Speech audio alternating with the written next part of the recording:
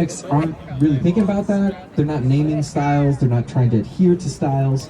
It is later that architects look back and categorize buildings so that we can talk about them. So new buildings are, they're contemporary. We'll maybe get a different name later on. This building with a really skinny base is very fun to look at. 150 North Riverside has about a 40-foot wide base to the structure. That's just like a little bit wider than the... In fact, the only way they can make a building here.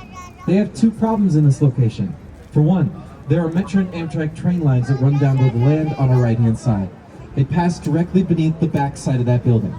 So they couldn't put any foundation down there. It would ruin. Nice little view down in the city center here in a second on our left, which is pretty cool. Yeah, I love seeing the city light. We'll talk a little bit more about contemporary buildings, though. New buildings. Coming up on the right, we got a couple of them. I mentioned them before. One with the really skinny base and with the arch at the bottom. Both built in 2017. They are a style of architecture I would call contemporary, which means they don't have a style. They're very new. I do actually like to mention this because when we talk about style, 90s, it is home to Boeing. Kind of. They don't actually live there anymore. They moved out a couple of summers ago. I'm not really sure if there's any own the building. I'm not really sure why they moved out. I think the building works totally fine. I don't think any doors have flown off of it. Anyways, Morton Salt lived here first. The Salt people. If you didn't know that, you can guess it. Look all the way up to the top. You'll see 6 holes carved into the steel frame at the top of the building, designed to make the building itself look sort of like a giant salt shaker for the Morton Salt Company. Yeah, great optimism in our country in many ways. It's about a decade after the First World War. If you know anything about the Roaring Twenties, they loved to spend their money. They were having a big old party. They would have grown up for the most part during the Great Depression. They lived through World War II, probably. These people, how do you think you would view money? You would probably never want to spend it again. Very conservative generation in the 60s, right? What do we notice about the architecture? Inner beauty, the order, the simplicity at the core. Less is more. And it's not very different. Yeah, I know. It's the 70s. This is actually pretty similar. I'm not going to spend a lot of time here. This is international style. The principles are similar.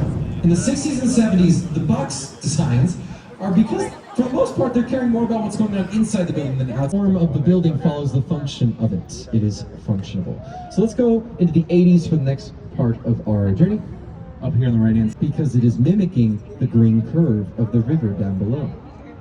The bubbly nature of the glass makes it look a little industrialism. Do you remember site-specific buildings that want to fit in?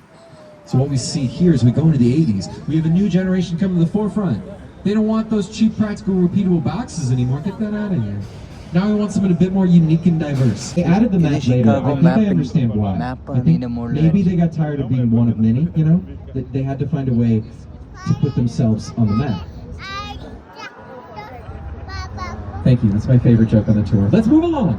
Coming up on the right-hand side, we got this building with a rainbow, beautiful, gorgeous pinstripes. A building with pinstripes must mean Art Deco. Now, I didn't get to talk about this style earlier, but Art Deco is a brilliant style coming out of the Roaring Twenties. We did see some Art Deco buildings back there.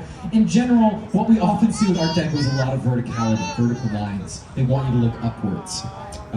This building in particular, if it looks a little familiar to your eye, you may have seen the Dark Knight film. The Joker drove a bus full of cash to that building, got away along Van Buren Street back there. It was the Gotham City Bank. It is also known as the much cooler name, the Old Main Post Office. It has been a post office and a Gotham City Bank. This was the largest post office in use in the world for about 60 years, from the 30s until the 90s. They vacated the building in the 90s because we do not have a use for a massive post office anymore. The building laid empty for a couple of decades. There was nothing in there at all. That's why the Joker stopped in there. There was nothing happening. Yeah. But it's not the case anymore. They've renovated the building rather recently. Story of Chicago. Chicago's not even 200 years old, everybody. This is a pretty young city. It is. We're still figuring out what we're doing.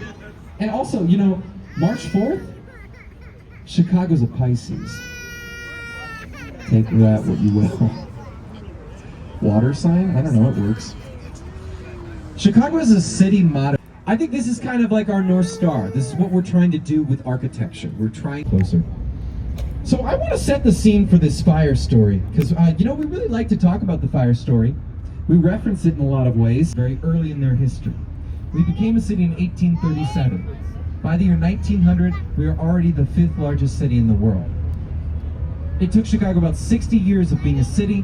To have a massive population boom in a city that is very new, you have to build that city very quickly. You have to build it mostly on what you have in surplus.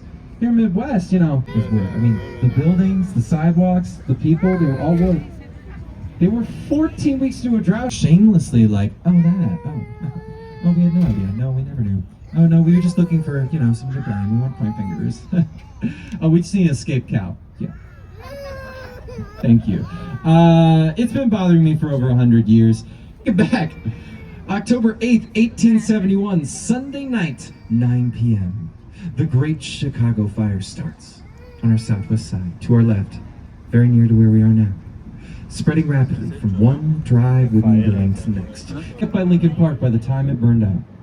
The Great Chicago Fire burned over the course of 3 calendar days, left 100,000 people homeless, 300 people were killed. So, the most devastating individual story in the history of our city, that is a huge invention. I mean, the first one was 10 floors, but our tallest building today is a steel frame skyscraper. It is over 100 floors tall.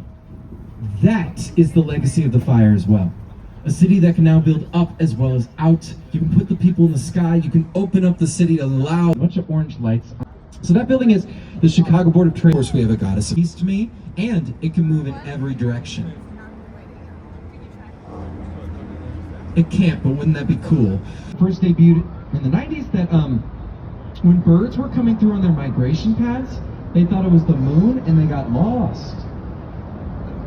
Come on, birds. The moon changed about 15 years ago. It's now technically called the Willis Tower, but we here in Chicago don't care.